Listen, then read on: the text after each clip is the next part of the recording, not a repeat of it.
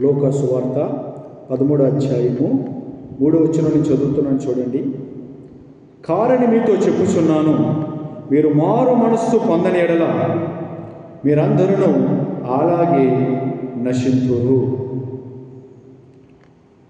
దేవుడి మాటలు మనం వినికిడిలో ఆశీర్వదించి విరిచి పరిశుద్ధాత్మ దేవుని ద్వారా మనకి వడ్డించునుగాక. ఆమేన్. దేవుడికి మహిమ కలుగునుగాక. ప్రియులారా, చదవబడిన లేఖన భాగం మనం గమనించినట్లయితే కొన్ని నిమిషములు మనం శ్రద్ధగా దేవుని మాటలు వినడానికి ప్రయత్నం చేద్దాం. యేసుక్రీస్తు ప్రభుల వారు భూమి మీద ఆయన నరావతారిగా భూమి మీద ఒక మానవునిగా మనిషిగా జీవించిన దినములలో ఆయన ఎన్నో విషయాలు బోధిస్తూ వచ్చి ఉన్నారు. ఈ యొక్క లోకా సువార్త 13వ అధ్యాయములో ఒక సందర్భం జరిగింది. ఏమిటి ఆ సందర్భం అంటే, మీరు చూడండి, అదే అధ్యాయం 1వ వచనము. పిలాతు గలిలయులైన కొందరి రక్తము వారి బలులతో కలిపి ఉండెను. ఆ కాలమున అక్కడనున్న కొందరు ఆ సంగతి యేసుతో చెప్పగా ఆయన వారితో ఇట్లనెను, ఈ గలిలయులు అట్టి హింసలు పొందినందున వారు గలిలయులందరికంటే పాపులని మీరు తలంచుచున్నారా? జాగ్రత్తగా విందాం. పిలాతు అధిపతిగా ఉన్నాడు కదా, అతనంట గలిలయులైన కొందరి రక్తము వారి బలులతో కలిపి ఉండెను. అంటే గలిలీయులు అంటే గలిలియా ప్రాంతపు ప్రజలను గలిలీయులు అని పిలుస్తున్నారు కదా, వారు హింసింపబడ్డారు, వారు చంపివేయబడ్డారు. ఎలాగా? పిలాతు ద్వారా. పిలాతు వారిని హింసించాడు, పిలాతు వారిని చంపివేశాడు. ఇక్కడ మనం చదువుకున్న మాటలో కొందరి రక్తము వారి బలులతో కలిపి ఉండెను. ఆ కాలమున అక్కడున్న కొందరు ఆ సంగతి యేసుతో చెప్పడానికి వెళ్ళారు.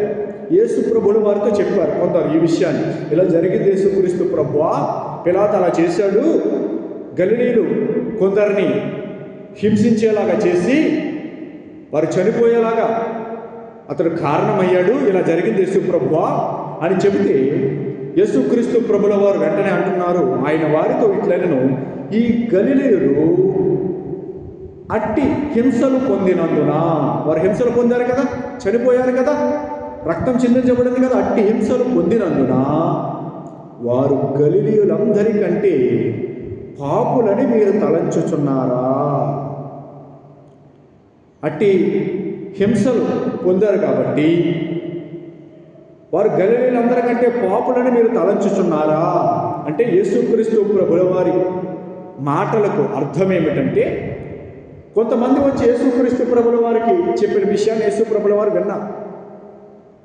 పిలాతు అలా చేశాడు, గలిలయులైన కొందరిని హింసించాడు, కొందరి రక్తము వారి బలులతో కలిపి ఉండెను. అంటే వారు చనిపోవడానికి పిలాతు కారణమయ్యాడు, వారి రక్తం చిందించబడింది, వారు మరణించారు, హింసింపబడ్డారు అని యేసుప్రభుతో చెబితే యేసుప్రభు అంటున్నారు, మీరు వచ్చి ఈ విషయాన్ని నాకు చెబుతున్నారు కదా, అయితే మీరు గమనించాల్సిన విషయం ఏమిటంటే, మీరు తెలుసుకోవలసిన విషయం ఏమిటంటే, మీరు ఆలోచించాల్సిన విషయం ఏమిటంటే, ఇప్పుడు ఆ పిలాతు దగ్గర కొంతమంది గలిలయులు హింసింపబడ్డారు, చనిపోయారు, వారి రక్తము బలులతో కలిపి ఉన్నది అని మీరు వచ్చి చెప్పారు కదా, అయితే అలా హింసింపబడి చనిపోయిన వారు ఉన్నారు కదా కొద్దిమంది గలిలయులు, వారు మాత్రమే పాపులు అని మీరు అనుకుంటున్నారా?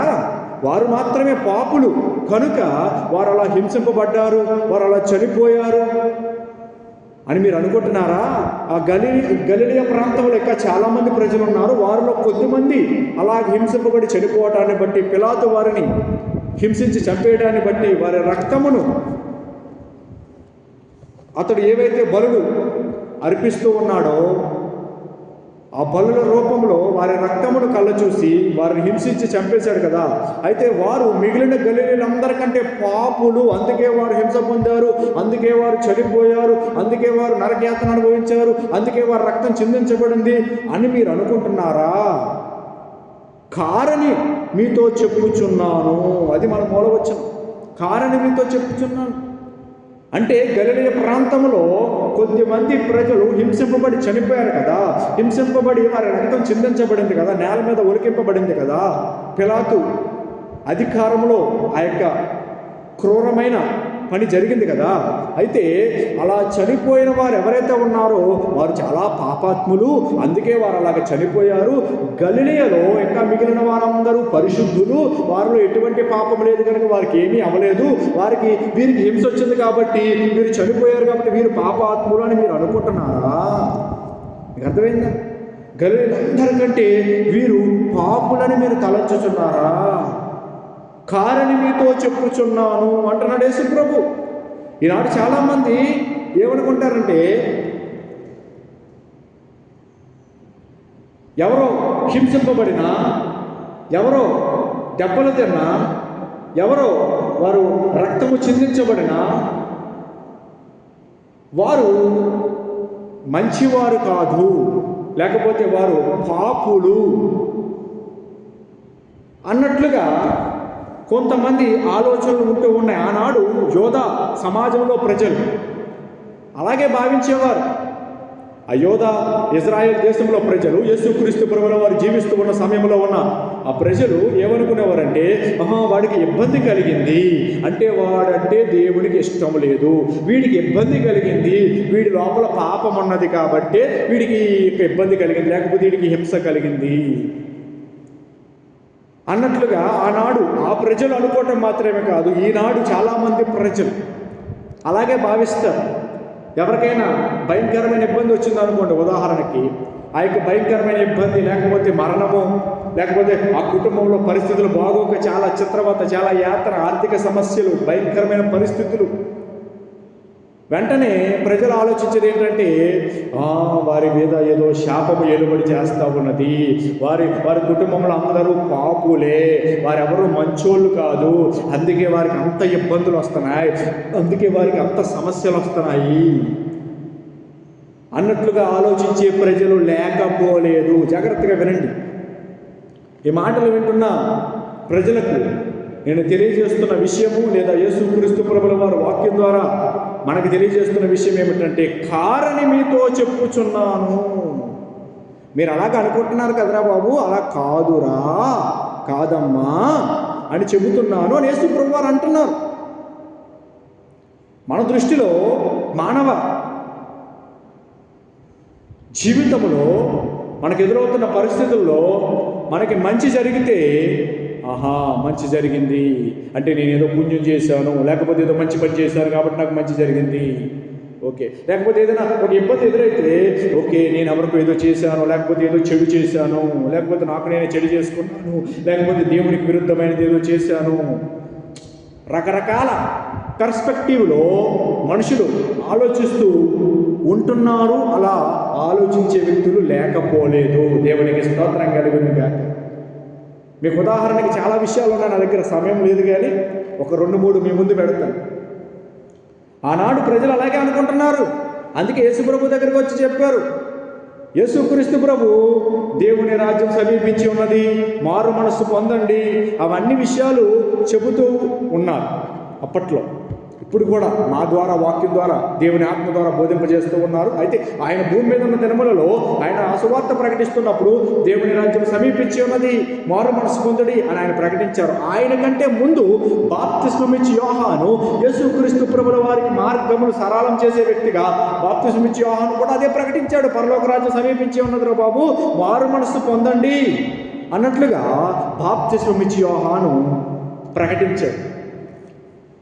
అయితే ఇక్కడ మనం గమనించాల్సిన విషయం ఏమిటంటే, ఆ సమయంలో మారు మనసు పొందండి, పాపములు విడిచిపెట్టండి అని బాప్తిస్మమిచ్చి యోహాను అనేక ప్రసంగాలు చేశాడు. మత్తయి సువార్త 3వ అధ్యాయంలో ఆ విషయాలన్నీ ఉంటాయి, మీరు తర్వాత చదువుకోండి. అక్కడ సైనికులకు చెప్తాడు, అరే మీరు ఎలా ఉన్నారు కదా, అలా ఉండొద్దు, పాపాన్ని విడిచిపెట్టేయండి, ఇలా ఉండండి, మారు మనసు పొందండి. కొంతమంది యాజకులతో చెప్తాడు, మీరు అలా ఉన్నారు కదా, అలా ఉండొద్దు, అది మానేయండి, ఆ పాపాన్ని విడిచిపెట్టండి, దేవునికి ఇష్టమైన విధంగా మీరు మారండి, మారు మనసు పొందండి, ఇలా చెయ్యండి అని అక్కడ ఉన్న యాజకులకు లేదా లేవీలకు చెబుతాడు బాప్తిస్మమిచ్చి యోహాను గారు. మత్తయి సువార్తలో 3వ అధ్యాయం తర్వాత చదువుకోండి. అంటే దాని అర్థం ఏమిటి? దాని అర్థం ఏమిటి అంటే సైనికులైనప్పటికీ వారి లోపల లోపాలు ఉన్నాయి, పాపాలు ఉన్నాయి. లేకపోతే లేవీలైనప్పటికీ వారి లోపల లోపాలు ఉన్నాయి, పాపములు ఉన్నాయి. వాటిని సరి చేసుకోండిరా, మారు మనసు పొందండి రా అని చెబుతూ ఉన్నాడు. అంటే మారు మనసు పొందితే దానివల్ల ఏం జరుగుతుంది?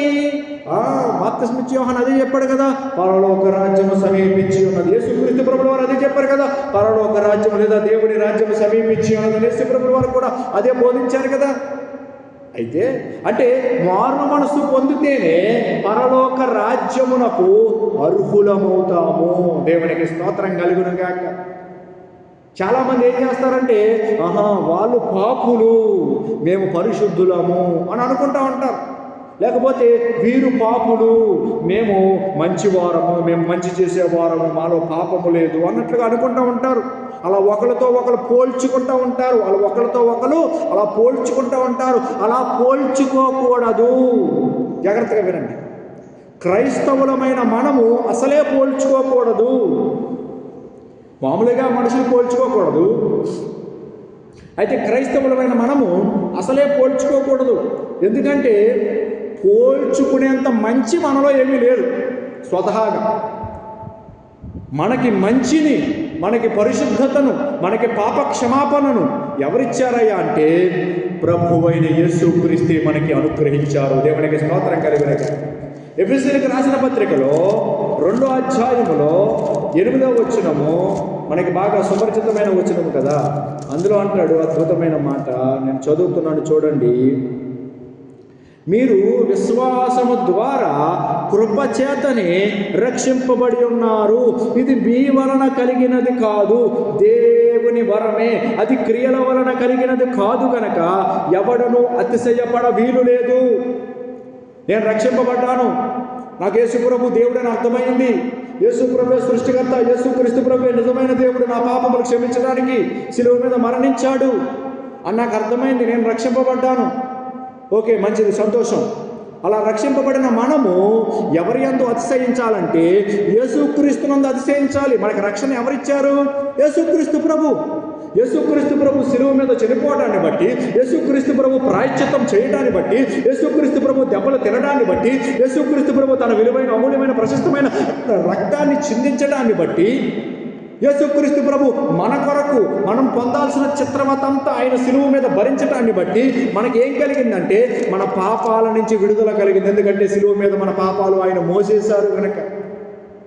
మానవ జాతి పాపాలు మోసేశారు. అందులో నేను కూడా, మీరు కూడా ఉన్నారు కనుక, క్రైస్తవులు అందరూ ఉన్నారు కనుక వారందరి పాపములు కూడా శిలువ మీద యేసుక్రీస్తు భరించేశారు కనుక యేసుక్రీస్తు ప్రభువుని అంగీకరించి నమ్మి బాప్తిస్మం పొంది మారు మనసు పొందిన వారముగా, హృదయంలో యేసుక్రీస్తుని చేర్చుకున్న వారముగా, సంఘంలో చేర్చబడిన వారముగా, క్రైస్తవులముగా పిలువబడుతున్న వారముగా, రక్షింపబడిన వారముగా, క్రీస్తు శరీరంలో ఉన్న వారముగా మనం అందరము యేసుక్రీస్తునందే అతిశయపడాలి. మన గొప్పతనం ఏమీ లేదు, అది యేసుక్రీస్తు ప్రభు ఉచితముగా మనకు అనుగ్రహించిన కృప మాత్రమే, ఉచితముగా మనకు అనుగ్రహించిన రక్షణ మాత్రమే. దేవునికి స్తోత్రం కలుగునుగాక. మన క్రియల వలన కలిగింది కాదు.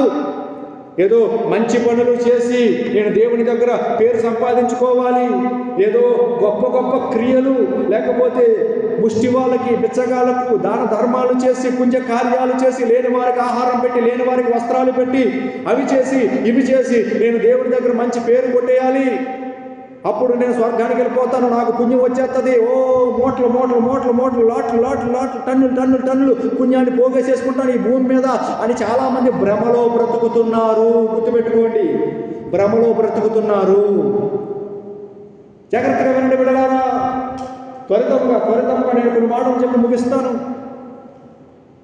దేవుడి దగ్గర ఎవడు మంచి పనులు చేసి పేరు సంపాదించలేడు. గుర్తుపెట్టుకోండి, ఇది మొదటి విషయం.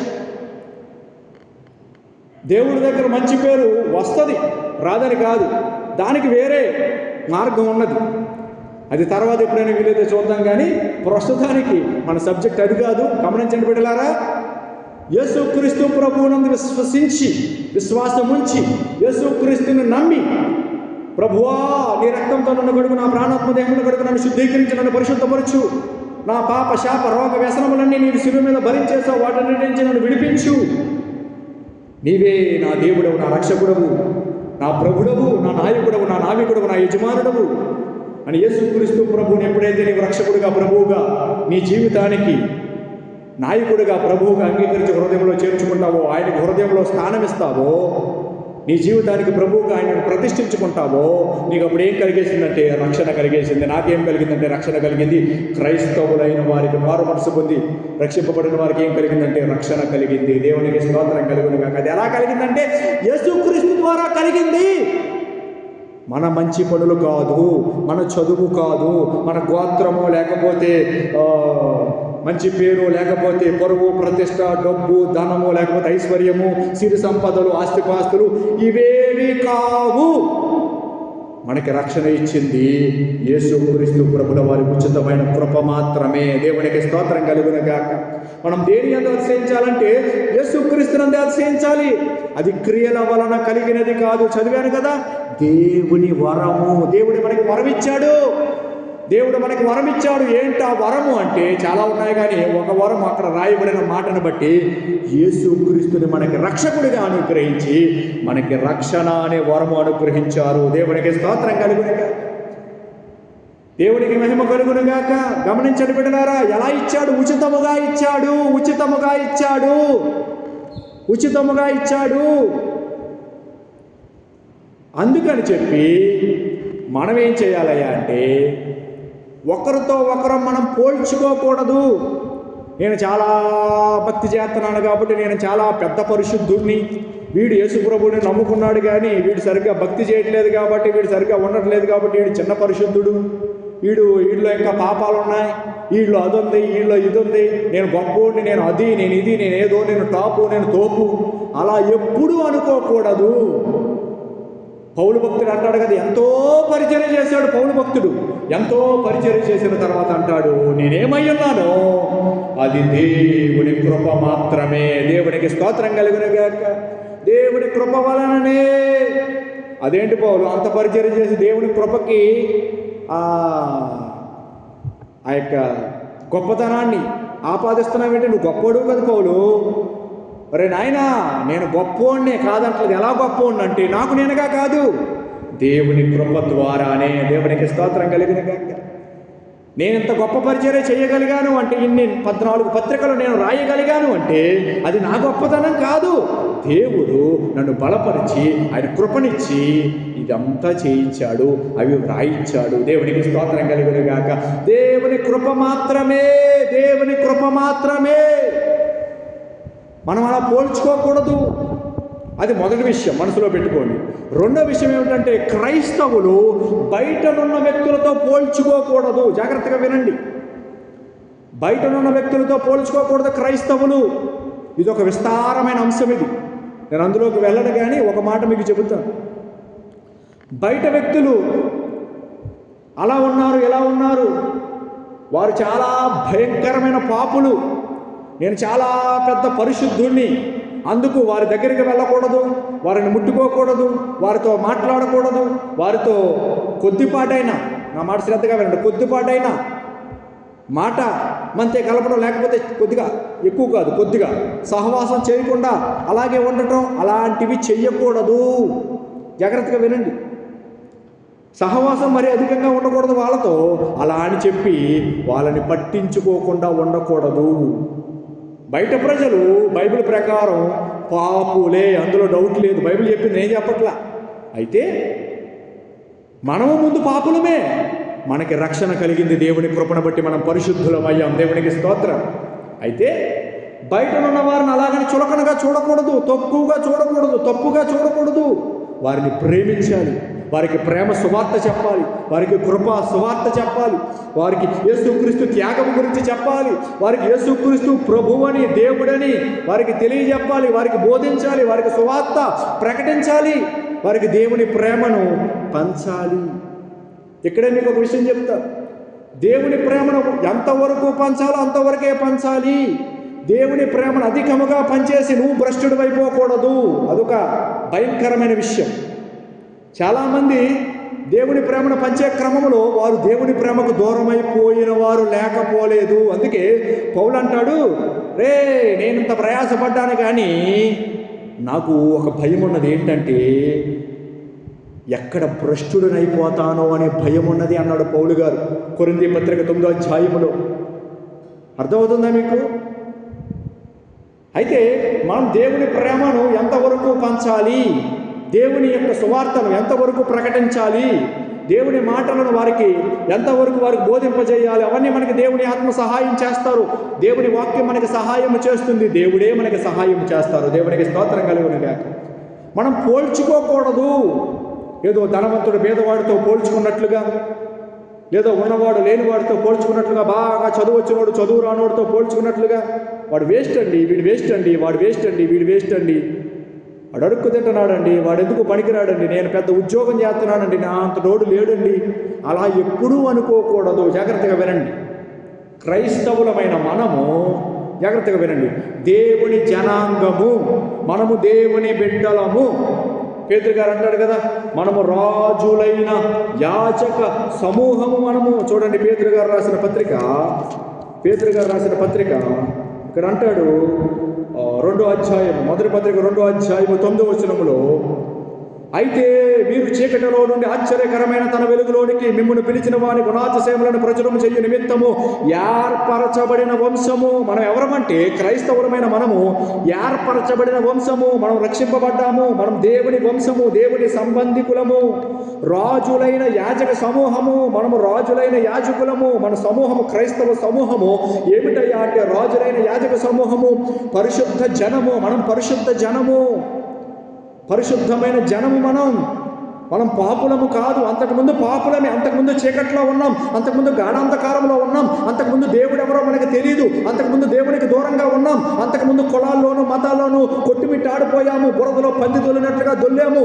కానీ ప్రభు మనల్ని దర్శించి రక్షించి పాపమనే ఆ బురదలో నుంచి, చీకటి పాపము అనే వాటిలో నుంచి మనల్ని విడిపించి ఆశ్చర్యకరమైన తన వెలుగులోనికి మనల్ని పిలిచి, మనము యేసుక్రీస్తు ప్రభుల వారి గుణాతిశయములను ప్రచురము చేసేలాగా మనల్ని ఏమి చేశారయ్యా అంటే ఏర్పరచబడిన వంశముగా చేశారు, రాజులైన యాజక సమూహముగా మనల్ని చేశారు, పరిశుద్ధమైన జనముగా మనల్ని చేశారు, దేవుని సొత్తైన ప్రజలము మనము. దేవునికి స్తోత్రం కలుగును గాక. మరొకసారి చెప్తాను, మనం ఏర్పరచబడిన వంశము, రాజులైన యాజక సమూహము, పరిశుద్ధమైన జనము మనం, దేవుని సొత్తైన ప్రజలము మనం. దేవునికి మహిమ కలుగును గాక.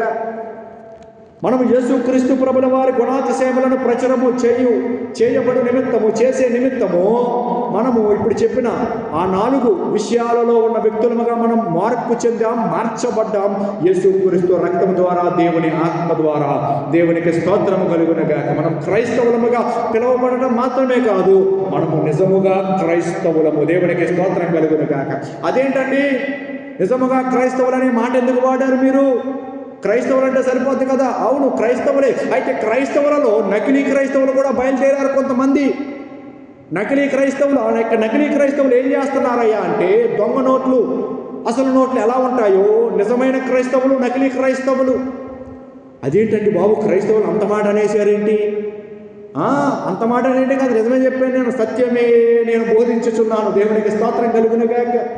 గమనించండి బిడ్డలారా, ఈ యొక్క నకిలీ క్రైస్తవులు ఏమిటంటే ఏం చేస్తారయ్యా అంటే మారు మనసు లేకుండా సంఘంలోనికి ప్రవేశించేస్తూ ఉంటారు కొంతమంది. నా మాట అర్థం చేసుకోండి, ఇది ఒక విస్తారమైన అంశం. గమనించండి, మారు మనసు ఉండదు వాళ్ళకి.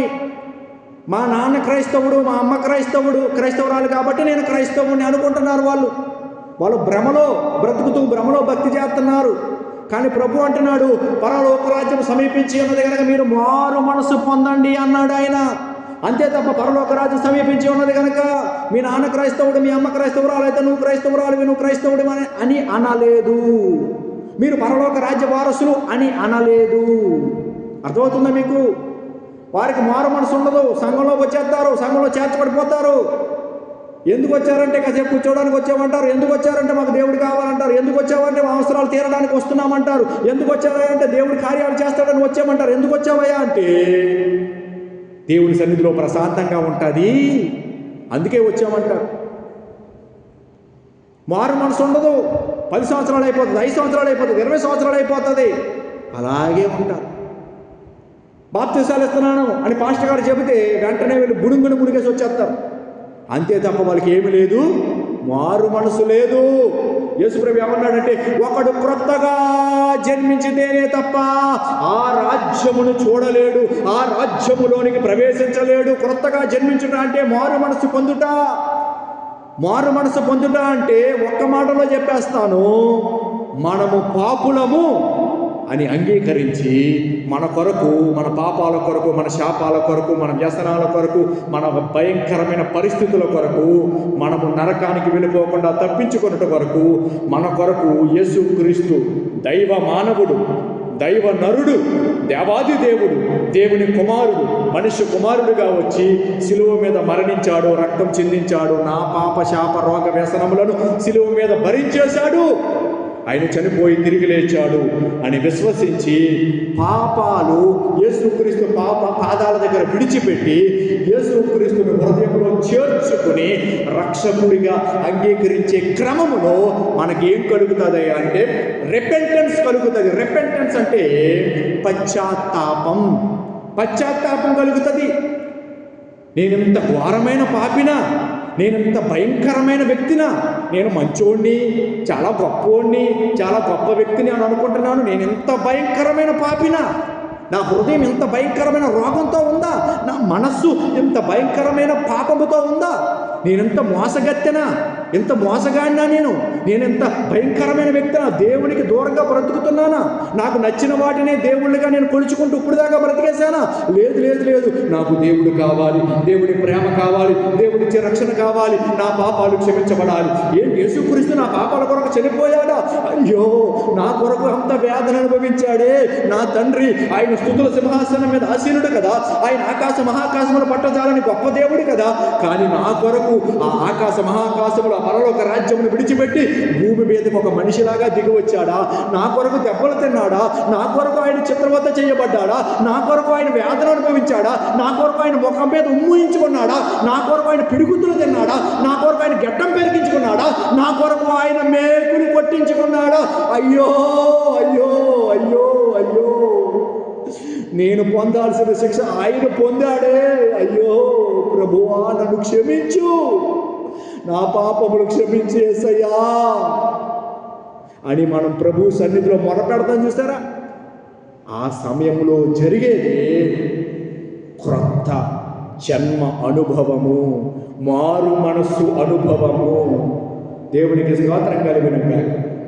అది ప్రతి క్రైస్తవుని జీవితంలో జరగాలి, జరిగి తీరుతుంది. అదే అంటున్నాను కదా, నిజమైన క్రైస్తవులు అంటున్నాను కదా. అర్థమవుతుందా? నకిలీ క్రైస్తవులు ఏంటంటే యేసుప్రభు దేవుడా, యేసుప్రభు దేవుడు, యేసుప్రభు దేవుడు అంతే. వెళ్తారు, వస్తారు చర్చికి, ఏదో దేవుడు ఏదో చేస్తాడంట, దేవుడు అద్భుతాలు చేస్తాడంట, ఏదో చేస్తాడు, ఉద్యోగం ఇస్తాడంట, పెళ్లి చేస్తాడంట, పిల్లని ఇస్తాడంట, కోడలు ఇస్తాడంట, బాగుంది, ఆస్తిపాస్తులు ఏదో ఇస్తాడంట దేవుడు. ఇంకేళ్ళకి రక్షణ అనే ఆలోచన ఉండదు. యేసుక్రీస్తు దేవుడు, నాకు ముందు రక్షణ కావాలి, అలాగే దేవుని కృప కావాలి, అలాగే నాకు దేవుడు కావాలి అని ఆశ, దప్పిక, తృష్ణ ఏ కోసాన ఉండవు వీరిలో, వాళ్ళలో ఉండవు. ఎందుకంటే వాళ్ళు ఎవరు? నకిలీ క్రైస్తవులు. అర్థమవుతుందా మీకు? దేవుడికి స్తోత్రం చెప్దాం. హల్లెలూయా. ఇక్కడ ఒక ప్రశ్న మీకు వేసేసి నేను అంశంలో ముందుకు వెళ్ళిపోతాను. నీవు నిజమైన క్రైస్తవునివా, నకిలీ క్రైస్తవునివా?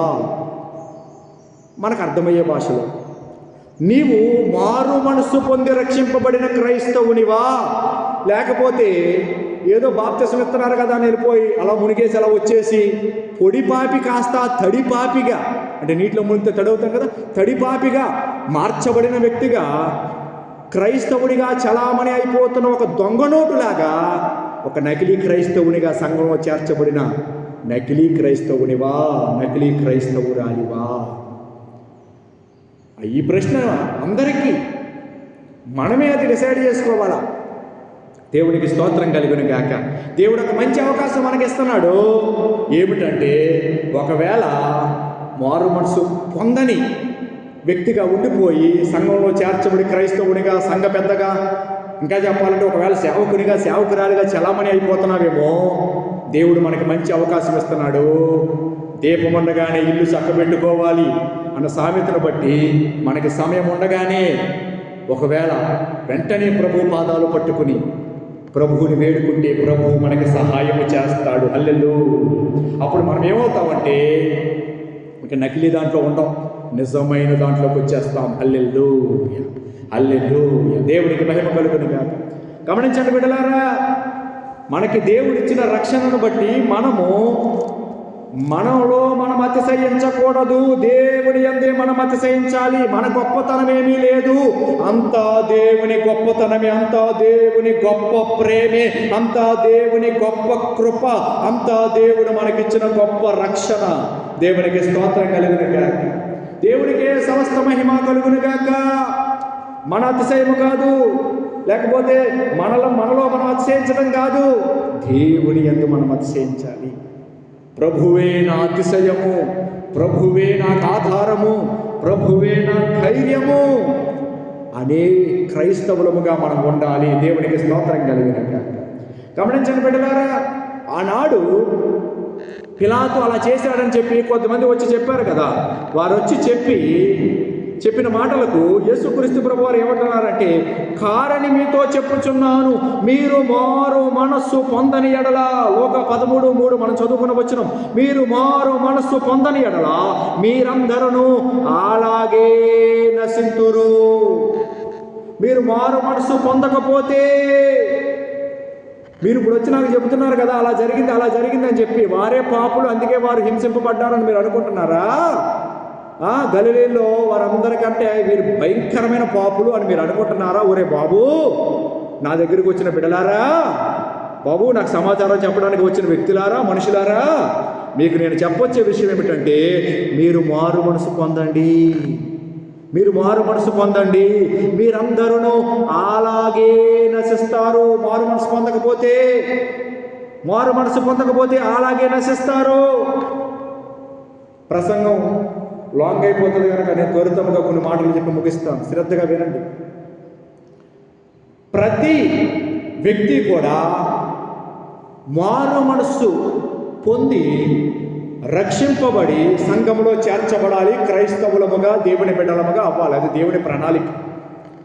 సెకండ్ విషయం ఏమిటంటే, అలా మారు మనసు పొందిన మనము కూడా, క్రైస్తవులముగా జీవిస్తున్న మనలో కూడా అడపా ఎక్కడో ఒక చోట, ఏదో ఒక మూలన ఏవో కొన్ని లోపాలు, కొన్ని చిన్ని పాపాలు, దేవుణ్ణి గాయపరిచేవి, దేవుణ్ణి బాధపరిచేవి, దేవుణ్ణి ఇబ్బంది పరిచేవి మనలో ఉంటాయి లేదా ఉన్నాయేమో. నా మాట అర్థమైందా మీకు? అందుకు రక్షింపబడినది మొదలుకొని మనం చనిపోయేంత వరకు, రక్షింపబడినది మొదలుకొని ప్రభు రాకడలో ఎత్తబడేంత వరకు, ఒకవేళ మనం అప్పుడు దాకా బ్రతుకుంటే ప్రభు రాకడలో ఎత్తబడేంత వరకు ఈ భూమి మీద సంఘము అనే యొక్క కర్మాగారములో, జాగ్రత్తగా వినండి, సంఘము అనే యొక్క చర్చిలో, ఈ భవనములోను లేదా ఈ సంఘములోను దేవుడు ఏం చేస్తాడు లేదా ఏమి చేస్తున్నాడంటే, ప్రతి శుక్రవారము, ప్రతి బుధవారము, ప్రతి ఆదివారము వాక్యముల ద్వారా మనలో ఉన్న లోపాలను మనకి చూపిస్తూ, దేవుని ఆత్మ ద్వారా, దైవ జనుల ద్వారా మనకి బోధింపజేస్తూ మనల్ని సరిచేయటానికి దేవుడు ఇష్టపడుతున్నాడు. దేవునికి స్తోత్రం కలుగునుగా. నా మాట మీకు అర్థమైందా? ఇప్పుడు ఉదాహరణకి నిన్నటి దినాన ఒక చేప కొన్నాను. ఒక చేప కొంటే అక్కడ వ్యక్తి ఆ చేపను చేసిచ్చాడు. కానీ చేసి ఇచ్చేసాడు. ఆ తర్వాత నేను ఇంటికి బయటికి వెళ్ళిన తర్వాత వాళ్ళు అన్నారు, దీన్ని ఇంకా చెయ్యాలి అన్నారు. చేసి ఇచ్చేసాడు కదా, చేసి ఇచ్చేసాడు కాబట్టి ఇంకా డైరెక్ట్గా మూకుడులు వేసేసి ఆయిల్ వేసేసి అక్కడక్కడ వండేసి భోంచేసేద్దాం. కాదు, ఇంకా చెయ్యాలి, ఇంకా కొద్దిగా దీన్ని సరిచేయాలి, ఇంకా సరిచేసి ఇంకా మంచి మాంసముగా దీన్ని సరిచేసి ఇంకా కొద్దిగా చిన్న చెత్త చెదారం అక్కడక్కడ ఉన్న అవి కూడా తీసేసి, ఆ పార్ట్స్ ఉపయోగం లేనివి అవి కూడా తీసేసి వాటిని ఇంకా బాగు చేసి అప్పుడు కూర వండుకు తింటే సంతోషము, మంచి మజాగా ఉంటుంది. దేవునికి స్తోత్రం కలుగునుగా. అలా అలాగే పరలోక రాజ్యములకు వారసులమైన మనం, జాగ్రత్తగా విందాం, పరిశుద్ధ జనమైన మనం, దేవుని సొత్తైన ప్రజలమైన మనము కూడా మన భక్తి జీవితంలో అనుదినము మారు మనసు పొందే అనుభవం కలిగిన వారముగా మనం ఉండాలి. నేను ఎప్పుడో 10 సంవత్సరాలు 20 సంవత్సరాలు అయింది యేసుక్రీస్తుని నమ్ముకున్నాను, నా పాపాలు క్షమించబడ్డాయి, నేను మారు మనసు పొందేశాను. ఓకే, మంచిదే, సంతోషం. మరి అప్పటి నుంచి నీ లోపల ఏ తప్పులు నీకు కనపడలేదా? దేవుడు నీకు బోధించలేదా? దేవుడు చెప్పినా నువ్వు సరి చేసుకోలేదా? ఒకవేళ ఆలోచించు ఒకసారి. దేవుడు చెబుతూ ఉన్నా, దైవజనుల ద్వారా వాక్యం ద్వారా చెబుతూ ఉన్నా అవి లెక్క చేయకుండా, పట్టించుకోకుండా పక్కన పెట్టేసిన వ్యక్తిగా నీ ఉన్నావా లేదా? ఆలోచించుకోసారి. ఆలోచించుకోమ్మా, ఆలోచించుకో బిడా, ఆలోచించుకో. ఎందుకంటే క్రైస్తవ్యం అంటే వన్ టైం మారు మనసు పొందటం మాత్రమే కాదు, అనుదినము జాగ్రత్తగా వినండి, అనుదినము మనం ప్రభు దగ్గర నేర్చుకుంటూ, మనల్ని మనం సరిచేసుకుంటూ క్రీస్తు పోలికలోనికి రావాలి. దేవునికి స్తోత్రం కలుగునుగాక. మీకు అర్థమవుతుందా? ఇప్పుడు యేసుక్రీస్తు ప్రభు దగ్గరికి వచ్చిన ఆ బిడ్డలు ఎవరైతే ఉన్నారో వారితో యేసు ప్రభు ఏమంటున్నాడంటే, బాబు మీరు మారు మనసు పొందని ఎడల మీరందరూ అలాగే నశింతురు అంటున్నాడు. అదేంటి? నీ దగ్గరికి వచ్చాం కదా యేసు ప్రభువా, నీ దగ్గరికి వచ్చాం, అలా జరిగిందని చెప్తున్నావు. అలా జరిగిందని చెప్తుంటే నువ్వు వినేసి ఏదో జాలి పట్టము, ఏదో అంటారు కదా కొంతమంది, ఎవరికైనా ఏదైనా ఒక విషయం చెప్తే జాలిపడి అయ్యో అలా జరిగిందా అనేదో ఓదార్పు ప్రకటించడమో, లేకపోతే ఏదో సౌండ్లు చేయడమో చేస్తారు కదా. అలా ఏదో చేస్తావు అనుకుంటే తిరిగి మాకు బోధ చేస్తున్నాం ఏంటి యేసు ప్రభువా? అవును, మీకే బోధ చేయాలి. మీరు నా దగ్గరికి వచ్చారు కరెక్టే, అయితే అక్కడ జరిగిన విషయం నాకు చెప్పారు కరెక్టే, అయితే వారు గలిలీలో ఉన్న వారందరికంటే పాపులని మీరు అనుకుంటున్నారా?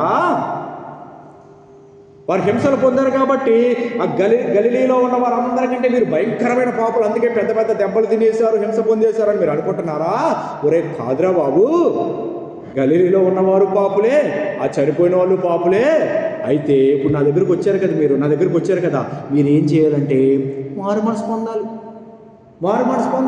అలా మారు మనసు పొందలేదనుకో మీరును అలాగే నశించిపోతారు అని ప్రభు హెచ్చరిక చేస్తున్నాడు. యేసుక్రీస్తు ప్రభువుని మేము నమ్ముకున్నాం, ఓకే మంచిదే. మేము మారు మనసు పొందాం, ఓకే మంచిదే. నువ్వు మారు మనసు పొందిన వెంటనే నువ్వు దేవదూతం అయిపోవు. మారు మనసు పొందావు కరెక్టే, రక్షణ పొందావు కరెక్టే, క్రైస్తవురాలు అయ్యావు కరెక్టే. నెక్స్ట్ ప్రాసెస్ ఏమిటంటే నీవు అనుదినము నీ లోపల ఏవైతే దేవుడికి ఇంకా ఆయాసాన్ని తెచ్చేవిగా ఉన్నాయో, దేవుడిని దుఃఖపెట్టేవిగా ఉన్నాయో, దేవుణ్ణి బాధ పెట్టేవిగా ఉన్నాయో, వాడిని వీడిని పోల్చుకుని వాడు తక్కువ నేను ఎక్కువ, వాడు లేనోడు నేను ఉన్నోడిని, ఆడు ఎందుకు పనికిరానోడు నేను చాలా గొప్పోడిని, ఇలా రకరకాల భావాలు, రకరకాల ఫీలింగ్స్, రకరకాల ఆలోచనలు, రకరకాల ఆలోచన విధానాలతో క్రైస్తవులు చాలామంది ముందుకెళ్ళిపోతున్నారు, లేదా కొద్దిమంది ముందుకెళ్ళిపోతున్నారు. అలా వెళ్ళకూడదు. ఏం చేయాలి అంటే అనుదినము మనం ప్రభు దగ్గర నేర్చుకోవాలి. అలాగే దైవజనుల ద్వారా ప్రతి ఆదివారము, ప్రతి శుక్రవారము, ప్రతి బుధవారము బోధ నేర్చుకొనుచు, దేవుని వాక్యము ద్వారా మనల్ని మనం సరిచేసుకొనుచు, ప్రభు పాదాలు పట్టుకొని ఒప్పుకొని దేవునికి ఆయాసాన్ని తెచ్చేవి, అయిష్టకరమైనవి విడిచిపెట్టేసి దేవుణ్ణి సంతోషపరిచే విధముగా ముందుకు కొనసాగిపోవాలి. దేవునికి స్తోత్రం కలుగునుగాక. అందుకే మనం అనుదినము, జాగ్రత్తగా వినండి, అనుదినము మారు మనసు పొందాలి. అర్థమవుతుంది? ఒక టైం వస్తుంది, అలా ముందుకు వెళ్ళిపోతున్న క్రమంలో ఒక టైం వస్తుంది భక్తి జీవితంలో. జాగ్రత్తగా వినండి, ముగిస్తున్నాను. అప్పుడు ఏం జరుగుతుందంటే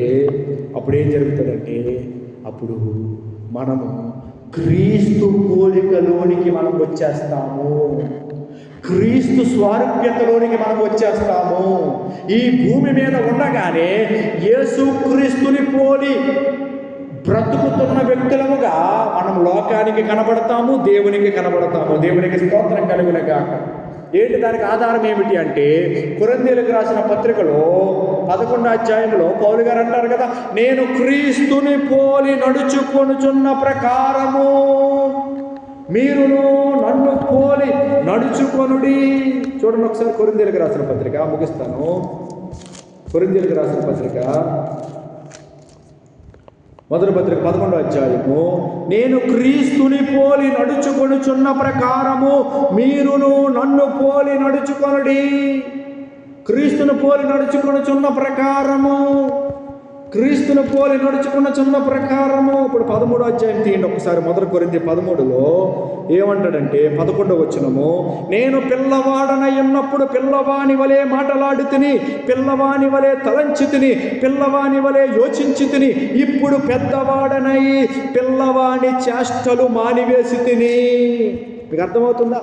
క్రీస్తుని పోలి నడుచుకోవాలి, అది దేవుని చిత్తం. అది పౌలు నెరవేర్చాడు, మనం కూడా నెరవేర్చాలి. అయితే అది భూమి మీద ఉండగానే జరగాలి, పరలోకం వెళ్ళాక కాదు. పరలోకం వెళ్ళాక అది వేరే విషయం, భూమి మీద ఉండగానే జరగాలి. అయితే దానిని మనం ఆ స్థాయిలోనికి మనం వెళ్ళాలి అంటే మనం పిల్ల చేష్టలు మానేయాలి. నేను పిల్లవాడిగా ఉన్నప్పుడు, నువ్వు యేసు ప్రభువుని నమ్మి రక్షింపబడినప్పుడు నువ్వు పిల్లవే, మగపిల్లవాడివే, ఆడపిల్లవే. ఏంటి? ఆత్మలో. జాగ్రత్తగా వినండి, ఆత్మలో నీవు ఎదుగుతూ, భౌతికముగా ఎదుగుతూ ముందుకు ఎలాగో కొనసాగుతూ ఉన్నావో, అలాగే ఆత్మ సంబంధంగా ప్రభు సన్నిధిలో నీవు ఎదుగుతూ ఎదుగుతూ ఎదుగుతూ ముందుకు వెళుతున్నప్పుడు పిల్లవాని చేష్టలన్నీ ఆగిపోతాయి. నీవప్పుడు ఆత్మలో పెద్దదానివవుతావు, పెద్దవాడివవుతావు. దేవునికి స్తోత్రం కలుగునుగాక. ఆ క్రమములో నీవు ఏ పోలికలోకి వస్తావంటే క్రీస్తు పోలికలోనికి వస్తావు. పిల్ల చేష్టలు ఆగిపోతాయి, పిల్లలాటలు ఆగిపోతాయి. పెద్ద వ్యక్తిగా ఆత్మలో నీవు కనబడతావు, దేవునికి ఈ భూమి మీద జీవిస్తావు క్రీస్తుని పోలి. దేవునికి స్తోత్రం కలుగునుగాక. అది పౌలు జరిగించారు. అందుకే చెప్పాడు 13వ అధ్యాయంలో 11వ వచనంలో, అలాగే అదే కొరింథీ మొదటి పత్రిక 11వ అధ్యాయం 1వ వచనంలో, నేను క్రీస్తుని పోలి నడుచుకొనుచున్న ప్రకారం. ముందు రక్షణ పొందాను, తర్వాత అలా కొనసాగుతూ ఉండగా పిల్లవాని చేష్టలు, పిల్లవాని ఆలోచనలు అవన్నీ పోయాయి, ఆగిపోయాయి, అవన్నీ పోయాయి. నాలో ఉన్న చెత్త చెదారం అంతా పోయింది. ఇప్పుడు నేను పెద్దవాడిగా ఆలోచిస్తున్నాను, నేను పెద్దవాడినయ్యాను ఆత్మలో, నేను క్రీస్తుని పోలి నడుచుకుంటున్నాను. దేవునికి స్తోత్రం కలుగునుగాక. ఆ స్థాయికి ప్రతి క్రైస్తవుడు రావాలి. అది దేవుని చిత్తమై ఉన్నది. అది జరగాలంటే ఎలాగా? అది జరగాలంటే మొదటి మెట్టు ఏమిటంటే మారు మనసు పొంది రక్షణ పొందాలి. అది జరిగింది మనకి. నెక్స్ట్ ఏమిటంటే అనుదినము మనల్ని మనం సరి చేసుకోవాలి, అనుదినము దేవుని యొద్ద నేర్చుకోవాలి. అనుదినము నీ గడప యొద్ద కాచుకొని కనిపెట్టుకొని నీ దగ్గర నేర్చుకునేవాడు లేదా నీ మాటలు వినువాడు ధన్యుడు అని వాక్యంలో వ్రాయబడిన ప్రకారము మనం అనుదినము ప్రభు స్వరాన్ని వినటం నేర్చుకోవాలి. అనుదినము దేవుని పాదాల దగ్గర కనిపెట్టుకోవాలి. అలాగే ప్రతి వారం లేదా పునరుద్ధానపు ఆదివారం నాడు, అలాగే శుక్రవారం ఉపవాస కూడికలోను, అలాగే బుధవారం స్వస్థత కూడికలలోను దేవుడు మాట్లాడుతూ ఉన్నప్పుడు మనం నేర్చుకోవాలి, దేవుని వాక్యాన్ని చేర్చుకోవాలి. దేవుడు వద్దని చెప్పినవి విడిచిపెట్టేయాలి, విసర్జించేయాలి. దేవునికి స్తోత్రం కలుగునుగాక. మారు మనస్సు పొందాలి. లేదండి నేను యేసు ప్రభు దగ్గరికి వస్తున్నాను కదా, ఇంకా మళ్ళీ మారు మనసు ఎందుకు? లేదు లేదు లేదు, యేసు ప్రభు దగ్గరికి వస్తున్నావు కాబట్టి నువ్వు అనుదినము మారు మనసు పొందాలి. దేవుడి మాటలు మన వినికిడిలో ఆశీర్వదించునుగాక. ఆమేన్.